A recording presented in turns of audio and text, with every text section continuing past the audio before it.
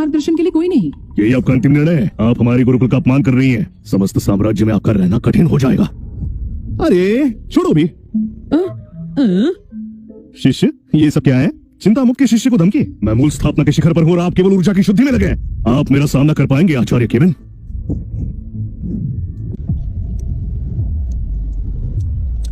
शिष्य Caleb Clark, Kevin York चिंतामुक्त के आचार्य हैं। ओहदे में आपसे बड़े हैं। यदि आपने अभी कुछ किया तो सम्राट आपको दंडित करेंगे। आपके पास अपनी शिष्या को देने के लिए कुछ है? मेरे गुरुकुल में मुर्गियां हैं। हाँ आचार्य केविन, केवल मुर्गियां यही दे सकते हैं आप? योद्धा योगी सांसारिक इच्छाओं के आदि नहीं है।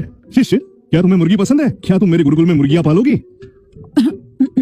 धन्यवाद आचार्य, मैं एक विनम्र व्यक्ति हूँ, मुझे भुनी मुर्गी पसंद है। ये देखा? ठीक है, मैं आपको एक उत्तम मूल औषधि देता हूँ।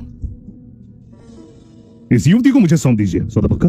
सुन लिया आपने? आप यदि अपना भी सौदा करते हैं तब भी आप इसका मोल नहीं चुका पाएंगे। जल्दी से यहाँ कहिए। देखो, मैं कड़ी तपस्या करता हूँ, सामान्य वस्तुएं मेरे काम की नहीं।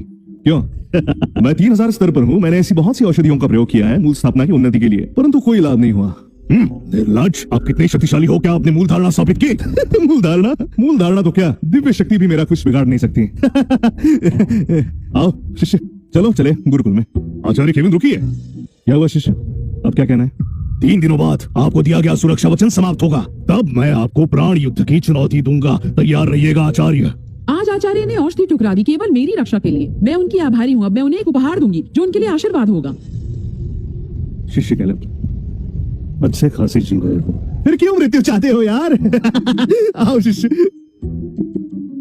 केविन, अगले 3 दिनों में सर्वनाश होगा तुम्हारे गुरुकुल का और फिर टेसा लैंग मेरी होगी।